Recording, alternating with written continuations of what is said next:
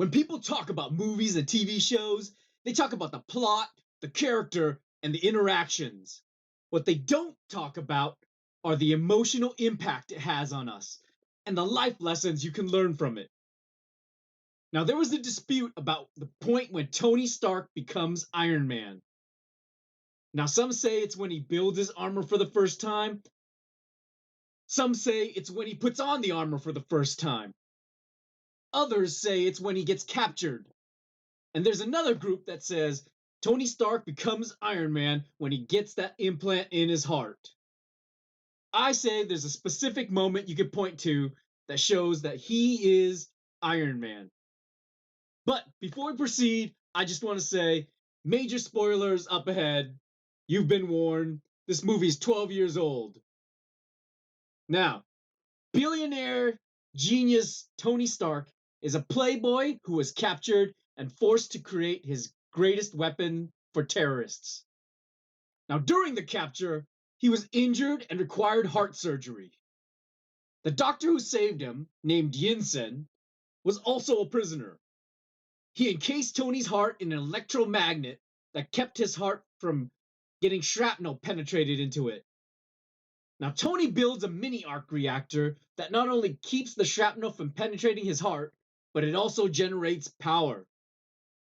The doctor tells Tony about the effects of the weapons that he's built around the world. He asks Tony if he wants his legacy to be remembered as a mass murderer. Now, the two prisoners begin building an armor to escape. When the guards get suspicious about their work, they try and torture the doctor to have him admit the truth, but Tony steps in. After that, they're given 1 day to finish the weapon. They finish the armor instead, but there isn't enough time for the armor to run before the guards attack. The doctor sacrifices himself so that Tony has enough time to escape. Before Tony leaves, though, the doctor says Tony shouldn't waste his life. Tony thanks the doctor for saving him. Now, where in this part does Tony become Iron Man? Well, let's backtrack a little bit. When we're introduced to Tony, he's a playboy who's only concerned about his image and wants. He gambles instead of accepting a prestigious award.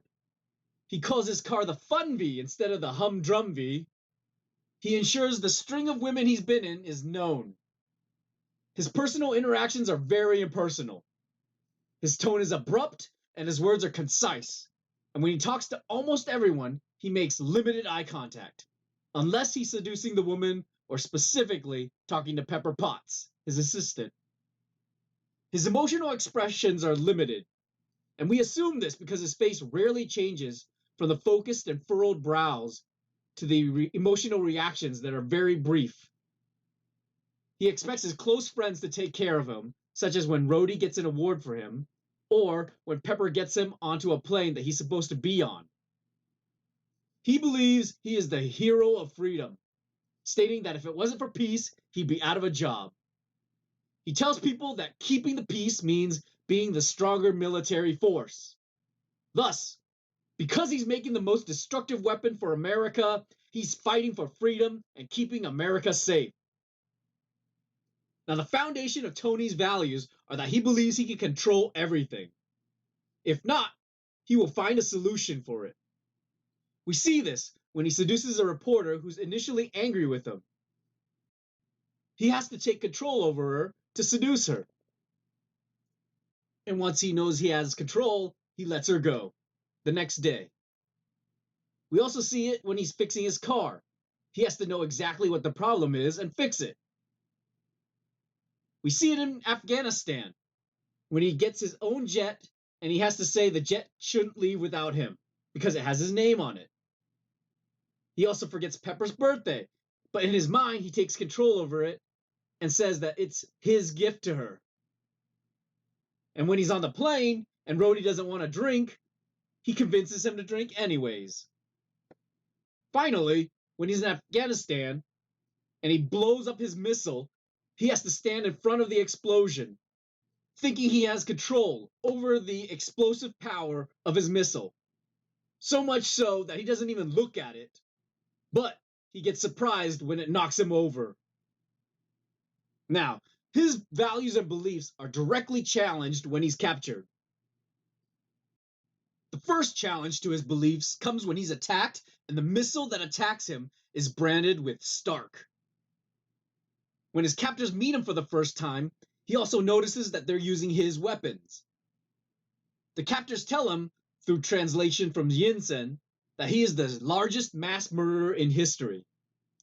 This directly contradicts what he believes about his role in world politics. All this time, he felt that he was an American hero, when in reality, he's seen as a mass murderer. And what's worse is that his weapons are used by the enemy. His work is not as black and white as he thought. He is not the hero he thought he was. And when that moment comes, when he's alone in the cave, Yinsen asks Tony, "What is your legacy?" To which he has a very defeated response. Another challenge to his belief comes from within himself. When his captors suspect that they aren't making a missile, they start interrogating Yinsen. Yinsen continues to lie despite being threatened with a hot piece of coal to his mouth. You could see Tony being surprised, and he rarely shows emotion in the movie so far. His furrowed brows rarely move in the movie, except in situations that surprised him. It's those situations that are beyond his control are the ones that surprise him. And this is one of those situations.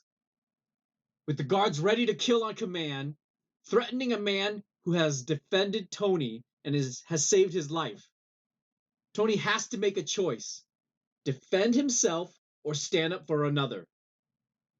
When we see Tony make this decision before in the movie, specifically when he was in the Humvee and the soldier was protecting him, the soldier told him to stay in the car, but his first priority was himself. He responded to the soldier and told him, "Give me a gun that he can use to protect himself and control the situation."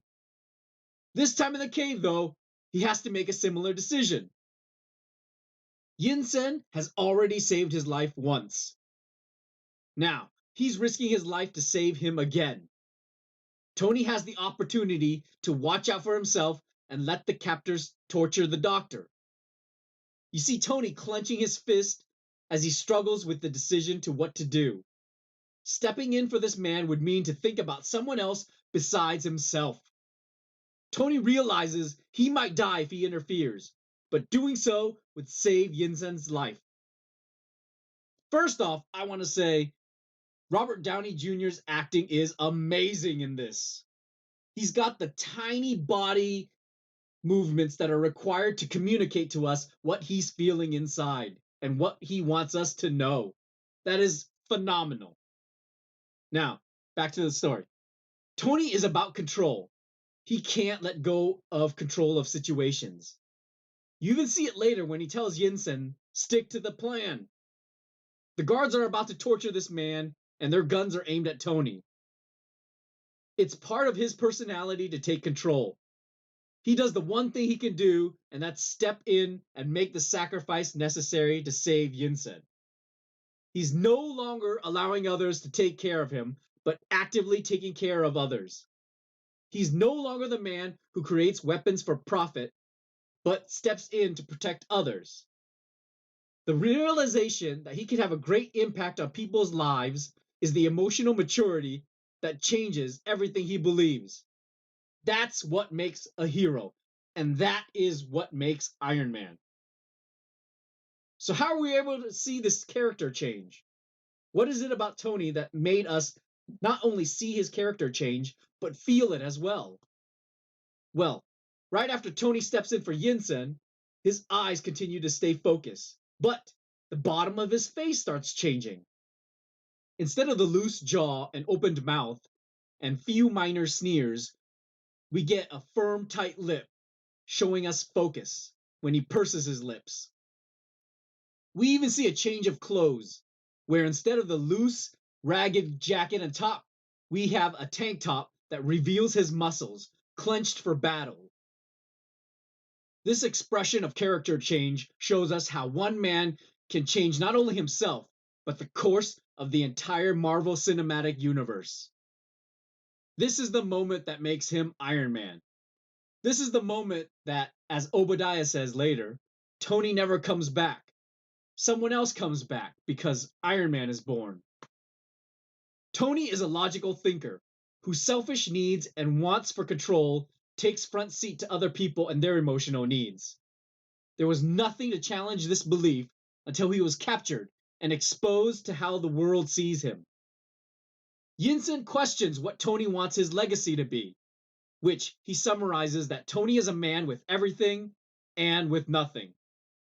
When Tony is stripped of his riches and friends who baby him, he realizes that his self-serving mentality has left him with a poor legacy. It's when he sees a man, his friend, about to be tortured for his sake, that he must repair his beliefs. He must create something better. He must do something for someone else. Legacy is a small theme in the movie, but it's brought up once again when Obadiah steals the arc reactor from Tony. He says that his legacy will be the arc reactor. But we know that in Tony's mind, he knows his mission is to, and I quote, protect the people he put in harm's way. And now that I'm trying to protect the people that I put in harm's way, you're going to walk out? This is a hero who would sacrifice himself for the sake of others. As opposed to the belief he held at the beginning of the movie, where he was a hero fighting for freedom, but thinking about himself first. Let's say, for argument's sake, that the Yinsen torture moment did not happen. And that the moment Tony Stark becomes Iron Man is when he starts building that armor. Well, here's what would happen. He would escape the cave in possession of the world's most strongest weapon, the Iron Man armor. And he would want to sell that armor to the military. He'd create tons of those armors to sell to the military. And what would that look like? Well, we get a sample of that. We get it in Iron Man 2. Justin Hammer creates a ton of armors that he wants to sell to the military. He's not concerned with other people. He's not a hero. He's not Iron Man. Now, the ultimate goal of our lives is to find purpose and meaning in it. If you ever find yourself living without a purpose, then you are most likely living only for yourself. If you're living for yourself in a life of consumption, you don't get remembered. Tony's life was of consumption of pleasures. He did little and thought little of others outside his direct connections. It isn't until he's captured that he realizes his life needs much more. It needs to be a life of positivity to others. He needed to guide his life to make the lives of others better. This is the productive life that will be remembered by others who are affected. This is the legacy that brings meaning to life and improves the lives of others for a better world.